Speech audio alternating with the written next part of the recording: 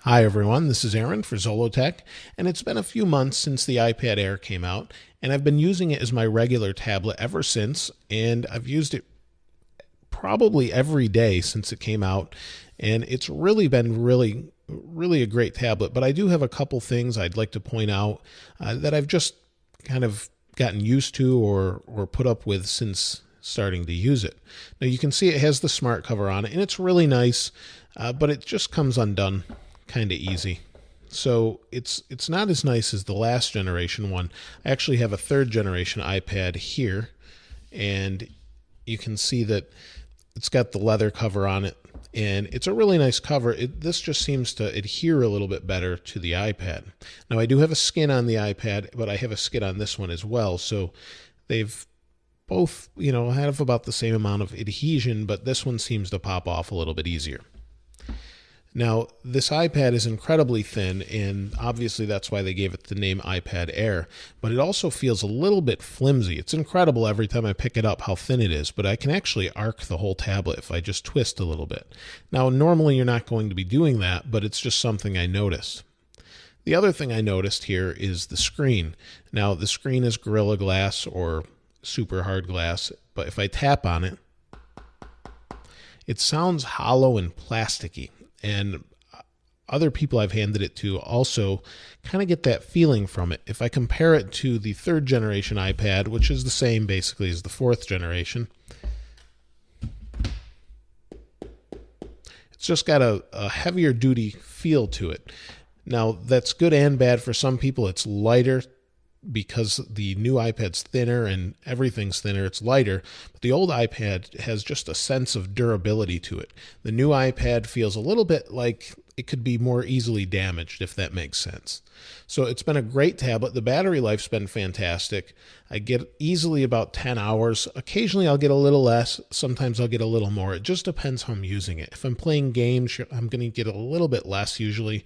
If I'm surfing the internet or watching video, I'll tend to get a little bit more. So just depends on the use case there. It's been incredibly responsive. I haven't scratched it yet. It has no screen protector on it. I just used the smart cover here to keep the front safe. So when I'm using it, I'll either fold this under like this in an accordion style and just kind of hold it, or I'll just take it off altogether. And like I said, I do have a skin on the back. I did nick the corner before I put the skin on just by bumping it into an iPad actually.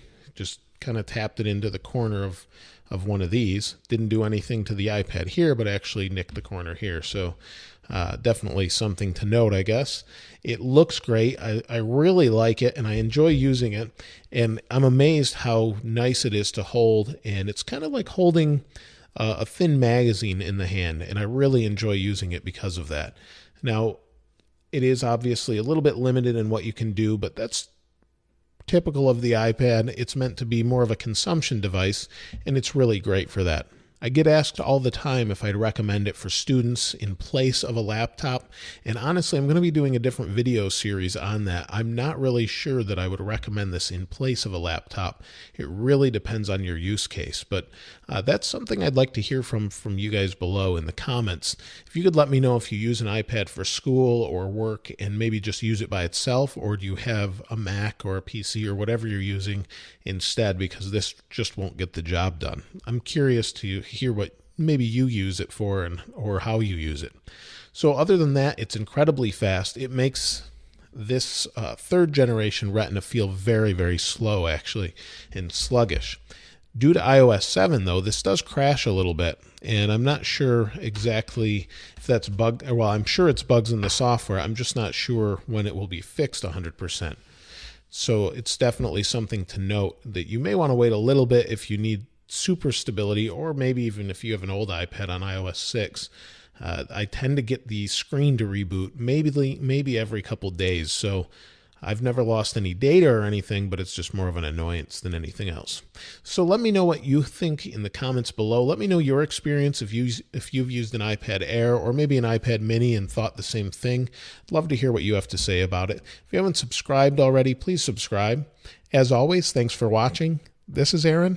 I'll see you next time.